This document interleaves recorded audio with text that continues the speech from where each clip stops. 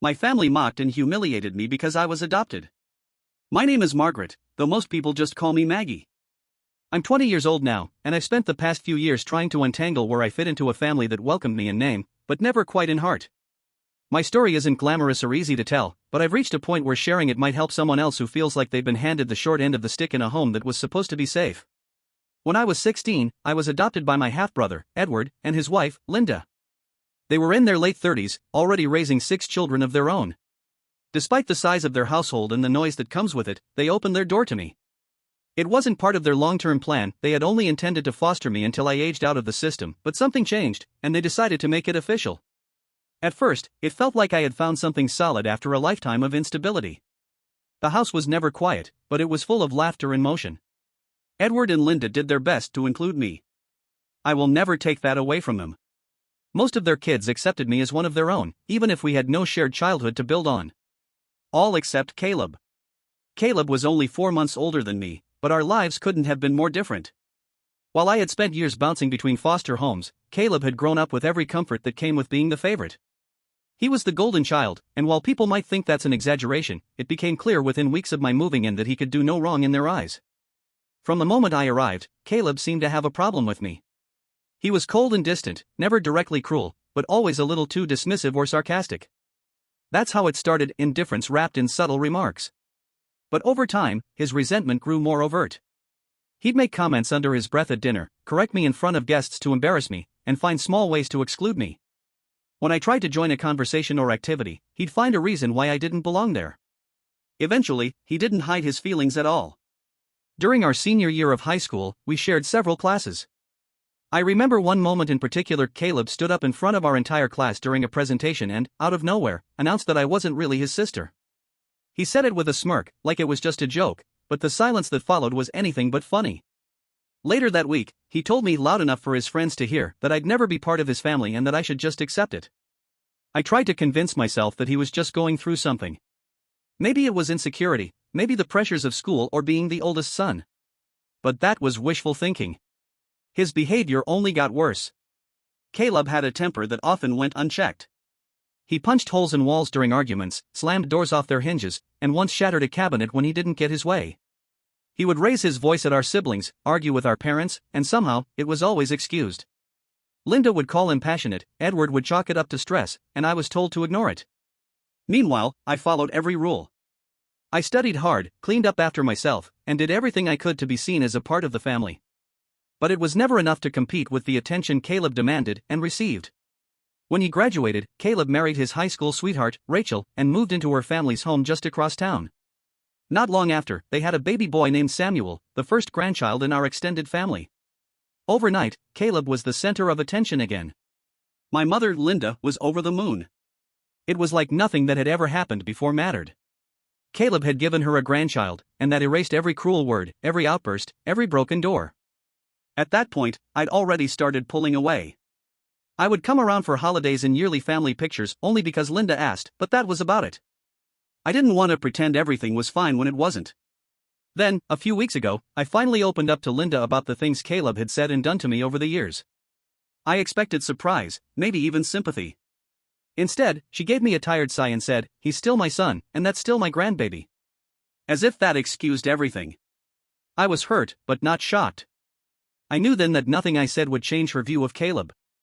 I left the conversation feeling resigned, not relieved. Just days later, I got a text from Rachel. She sounded desperate, said they were struggling with Samuel and needed someone to babysit. She added, "You're the only one we know who can handle this kind of baby. No one else is willing to help." Apparently, they were weaning Samuel off breastfeeding, and he'd become extremely clingy. Rachel, who had always been cautious about exposing Samuel to germs or other people, had only allowed a handful of people to hold him since birth. They knew I had trouble sleeping due to insomnia and ADHD, and that crying babies didn't bother me. Somehow, that made me the perfect candidate. At first, I was hesitant. Why would they ask me, of all people? But after talking it over with a couple of old friends from high school, both of whom remembered the way Caleb treated me, I decided to go. Maybe this was an olive branch, some sort of step toward healing. I arrived at their house around 8 p.m. Rachel greeted me warmly. She looked exhausted, the way new mothers often do, and seemed genuinely grateful I had shown up. She explained Samuel's nighttime routine and how difficult it had been recently. She told me they'd be back by around 12:30 a.m., 4 hours at most. Caleb came out of the back room, barely said hello. He gave me a short nod and a wave before grabbing his coat and walking out the door. Rachel followed, thanking me again, and reminded me to call or text if I needed anything. Samuel was sweet. Tired, fussy, and clingy, yes, but sweet. He didn't cry because he was hungry or uncomfortable. He just didn't want to be alone. As long as I was in the room, he settled down quickly. I stayed with him, quietly reading or scrolling my phone as he drifted off. Midnight came and went. By 1 a.m., I texted both of them, no answer. Finally, at 3 a.m., they came stumbling through the door, laughing softly like they'd just come back from a romantic getaway. I asked why no one answered my messages. Rachel said Caleb told her it'd be fine to stay out a bit longer. I was too tired to argue. I told them Samuel wasn't crying from the weaning, he was crying because he was lonely and needed to know someone was near. They didn't seem to care much. As I gathered my things and headed toward the door, I turned to Caleb and asked, "So, you're not going to say anything after I took care of your son for 7 hours?" He looked at me, smirked, and said, "This wasn't my idea. Rachel talked me into it." That hit a nerve. So this wasn't maybe, I don't know, a chance to apologize for the way you treated me in high school? Or all the years you went out of your way to make me feel like an outsider? He didn't hesitate. Why should I apologize? Nothing's changed since then. You need to grow up and realize that just because mom and dad adopted you doesn't make you part of this family. You never were. I left without another word. On the drive home, I texted Linda and told her everything. I wasn't expecting anything to change, but I needed her to know. The morning after I texted Linda, I woke up to a string of messages, not from her, but from Rachel. Her tone was completely different from the night before. She apologized profusely for what Caleb said and did.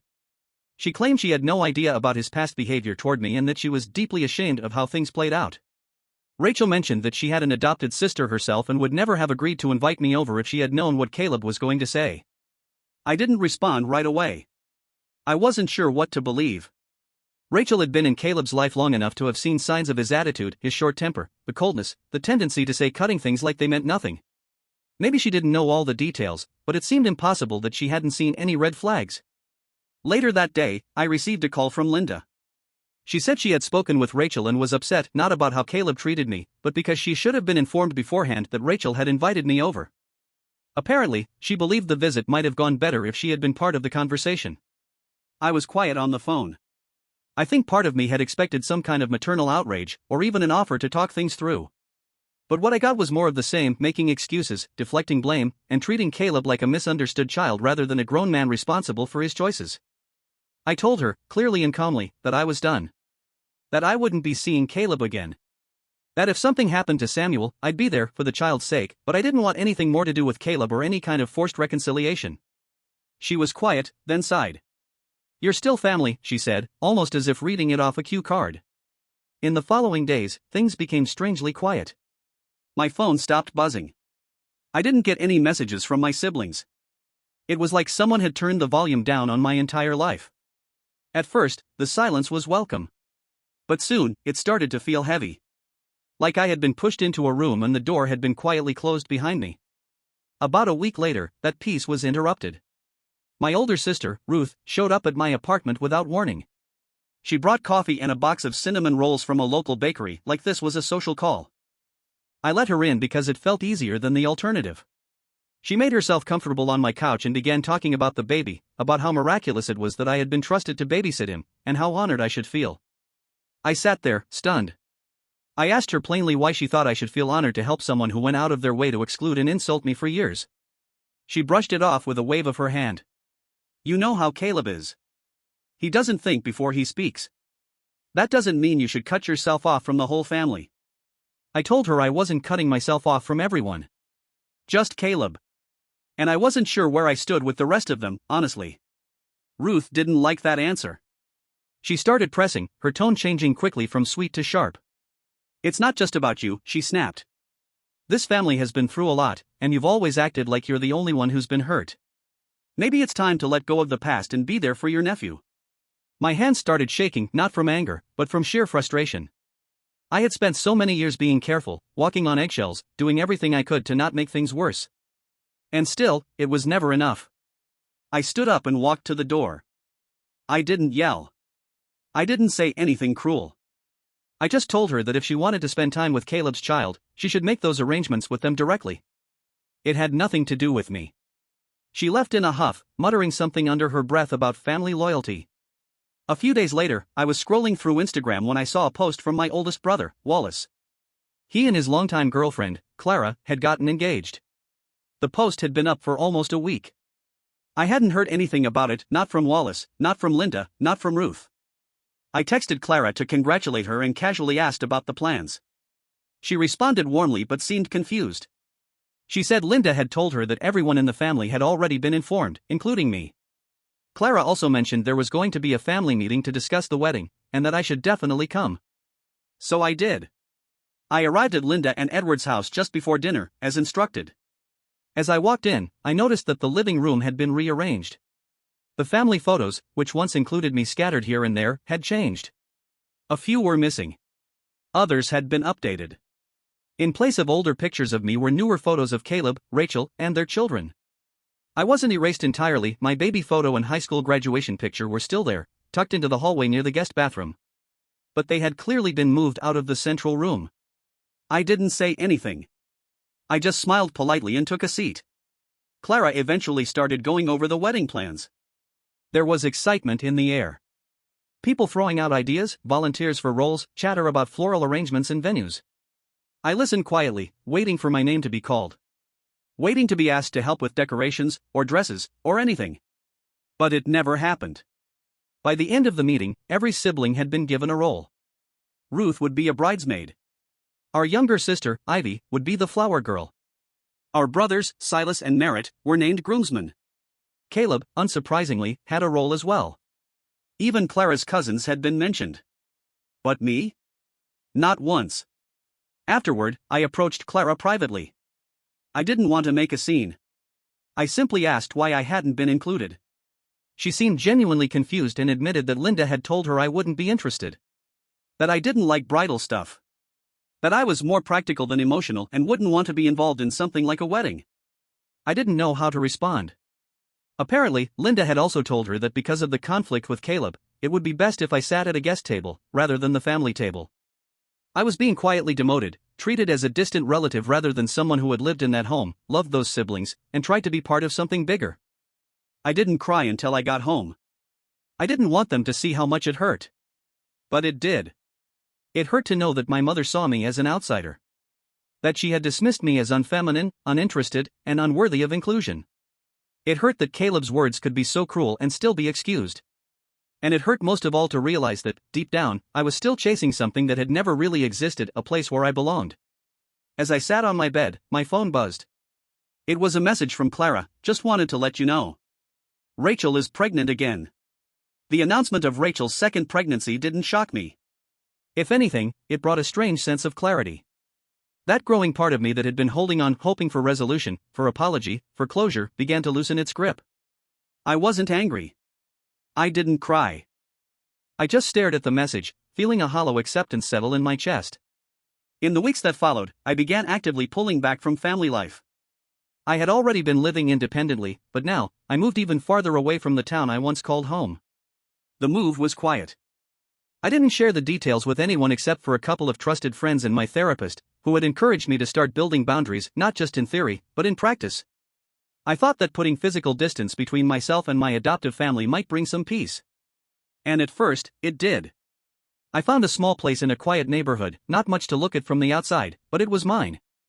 I painted the walls soft tones, brought in some thrift store furniture, and slowly created a space where I could breathe again. But family has a way of showing up, even when you don't invite them. About 2 weeks after I moved in, Linda appeared at my front door. No call, no warning, just a knock. I looked through the peephole and saw her standing there with a paper bag in one hand and that familiar polite expression that always tried to smooth over things better left unpacked. I opened the door. She greeted me with a cautious smile and offered the bag, saying, "Brought you some cookies from Sutter's Market." I thought maybe we could talk.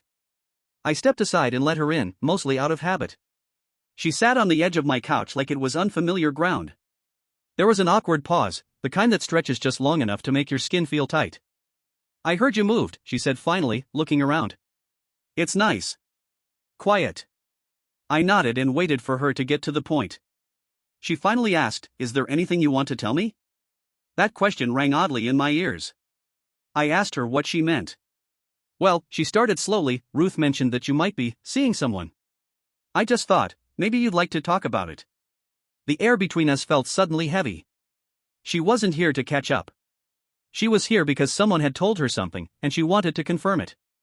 Yes, I was in a relationship. Yes, it was with a woman.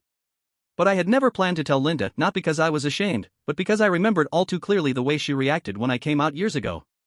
How she shared stories of how confused people could be. How she thought being queer was just a phase. And how she used her cousin's marriage to a woman as a justification for not being bigoted. I hadn't forgotten. So I gave her the most neutral answer I could, maybe.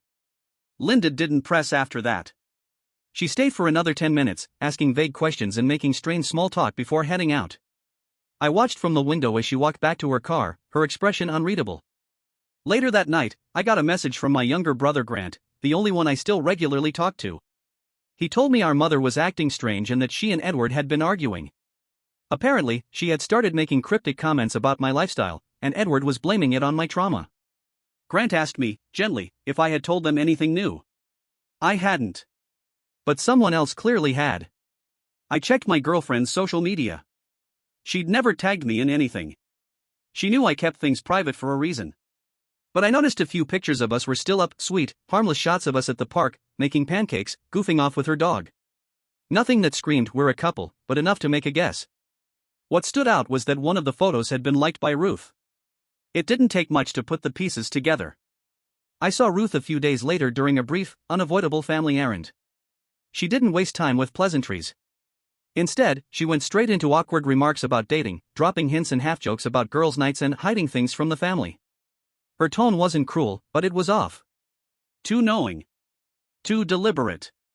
2 days after that, Linda came by again, this time with no cookies, no smile, just questions disguised as concern. "If there's something you're keeping from us, it's okay," she said. "But you have to understand, this isn't just about you. This affects everyone." I didn't respond. I didn't need to. Because no matter what I said, her mind was already made up. The days that followed were quiet. Too quiet. Then came the final straw. I had just finished a therapy session when my phone buzzed. It was a long, multi-paragraph message from Ruth. She had apparently spiraled. The message was laced with religious language, accusations that I was misled, that I was distancing myself from the Lord, and that I had allowed unhealthy relationships to cloud my judgment. She called me confused, unwell, and claimed I was bringing shame to the family. She said I never should have reached out to Edward in the first place. That by joining their household, I had brought spiritual disorder into their lives. I sat with that message for an hour, not because I didn't know how to respond, but because I knew I wouldn't. Not in a way she'd accept. Not in a way that would make anything better. I showed the message to my therapist. She helped me process it without internalizing it. I sent a copy to a few of my close friends, including my girlfriend, who had been nothing but kind, respectful, and supportive through it all. One of them said, "That's not faith, that's fear and control." They were right. I didn't reply to Ruth. I saved the messages and, a few days later, quietly filed for a restraining order. It wasn't a decision I made out of anger. It was one I made out of self-preservation. I had spent too many years trying to fit into a place that never really wanted me to begin with. After that, I blocked Ruth on every platform. I also blocked Clara, Wallace's fiancée, even though she hadn't done anything directly to me. I didn't want any more surprise messages or uninvited opinions. I privatized all my social media and tightened my circle to people who genuinely cared about my well-being. It's been nearly 4 months since I've heard from any of them. And I'm okay with that. Grant and I still talk. He FaceTimes me now and then, especially when things get loud at home and he needs to hear a familiar voice that doesn't come with judgment. He doesn't talk much about the others anymore. I think he's slowly realizing the same things I did. As for the younger kids, I miss them. I truly do. But I've accepted that for now, loving them might have to happen quietly, from a distance. I haven't seen Samuel since that night I babysat him. I've never met Rachel and Caleb's second child. Her name is Eleanor, I've been told. A beautiful name. But I don't know what kind of life she's being raised in, and honestly, I don't think I ever will. And I've made peace with that. It's been over a year since I last saw most of my adoptive family in person. The distance, physical and emotional, has done something unexpected. It's allowed me to begin healing in ways I didn't think were possible. At first, I thought that healing meant closure, maybe even reconciliation. But now I realize that healing can also mean peace without answers, and distance without guilt. That said, not everything was simple. For a while, things were quiet. But life has a way of finding you, even when you try to disappear. I received a wedding invitation in the mail addressed to Margaret Elaine, no last name, no personal note. Just a printed invite to Wallace and Clara's wedding. I already knew I wasn't part of the ceremony. I already knew I would be seated at a guest table. But part of me felt like I should go, if only to see the siblings I still loved and say goodbye in my own quiet way. So, I went. The wedding was extravagant, more than anyone expected. It was held at a large venue in the countryside with silver accents, lace tablecloths, and chandeliers that sparkled like stars. Everyone wore their best floor-length dresses, fitted suits. Clara's dress was elegant and understated. Wallace looked proud. I showed up on time, sat where I was assigned, near a group of family acquaintances and distant relatives. At first, I was unsure of what I was even doing there. But then something unexpected happened. My younger brother Grant and his girlfriend, Nora, switched place cards and came to sit with me. Without saying much, they just pulled up chairs and smiled. That moment meant everything. The ceremony itself was lovely. The music, the vows, the gentle way Wallace looked at Clara as she walked down the aisle, it was the kind of thing that once would have made me feel lonely. But sitting there with Grant and Nora, I felt something else, calm. Not belonging to everyone around me didn't sting like it once had. I was there on my own terms. After the ceremony, there was a reception with food, speeches, dancing. I stayed for a short while, chatted politely with a few people, and even shared a few laughs. But I avoided Ruth. I had no interest in rehashing the past or opening any wounds. She stayed across the room most of the night, and that suited me just fine. Caleb and Rachel arrived late, about 20 minutes before the ceremony began, and left shortly after it ended. They didn't greet the bride and groom. They didn't join the family photos. They simply said they had to get back to the kids, who were with Rachel's mother. I overheard Linda say she was disappointed, but no one said anything directly to Caleb. That was always the way it went. The absence of drama, oddly enough, was what made the night so strange. I kept waiting for something to go wrong, a comment, a confrontation, but nothing did. When I finally left around 9 p.m., I did so without sadness or resentment. I got into my car, turned on the radio, and drove home in silence. That was the last major family event I attended. Since then, I've quietly parted ways with nearly all of them. Linda still tries to reach out occasionally. She sends me short messages, updates about the family, reminders of birthdays. I usually respond with a polite thank you, or hope you're well, but not much else. I no longer feel obligated to explain myself or apologize for creating space. Edward, on the other hand, has grown more distant. We haven't spoken directly since the incident with Ruth. I hear bits and pieces through Grant, but I no longer make the effort. Every conversation felt like walking through a field of traps, trying not to provoke a rant or some thinly veiled opinion on how my life doesn't match their beliefs. Ruth hasn't reached out again. The restraining order remains in place, and though I doubt she'll break it, I'm still cautious. The peace that followed her absence has made me realize just how much emotional weight she had been placing on my shoulders all those years. I haven't seen Caleb since the wedding. I haven't received messages, photos, or anything related to his children. I know their names, Samuel and Eleanor. I don't know what they look like now. And I no longer wonder if they'll grow up knowing who I was or what I meant to the family. That isn't my story to carry anymore. Instead, I've started writing a new story, one that's mine, not theirs. I've remained in therapy, now doing online sessions with a counselor who has been instrumental in helping me untangle years of hurt and confusion. Together, we've worked through not just the trauma of the past few years, but also the years that came before, the loss of my biological mother, the instability of foster care, the fear of never being truly wanted. Therapy helped me recognize patterns I never knew were there, how I kept returning to people who hurt me because I thought if I could just be good enough, they'd treat me differently. But that's not how healing works. That's not how love should work. I've also poured more energy into the relationship I never thought I'd be lucky enough to have. My girlfriend, Harper, has stood beside me through all of it. She never pushed me to come out before I was ready, never questioned my silence when I couldn't explain how broken I felt after every family gathering. She listened. She held me when I cried. She told me I was worthy of kindness, not just survival. We've lived together for over a year now in a modest apartment that feels more like home than any place I've ever known. We cook dinner together, adopt houseplants that were terrible at keeping alive, and laugh about things we didn't think we'd ever laugh about again. She doesn't know about this account, or the long posts I've made. She doesn't know I've been quietly documenting this journey, but that's okay. One day I might tell her. For now, this space belongs to me. And I'm hoping, when we're settled, when we've saved a little more money and maybe moved out of state, I'll ask her to marry me. I think she'll say yes. Not because we have a perfect relationship, or because I'm healed and whole, but because she sees the person I'm becoming. And I want to keep growing beside her. As I write this, I think about the people who might be reading. Maybe you've seen pieces of yourself in this story. Maybe you've felt out of place in a family you were supposed to call your own.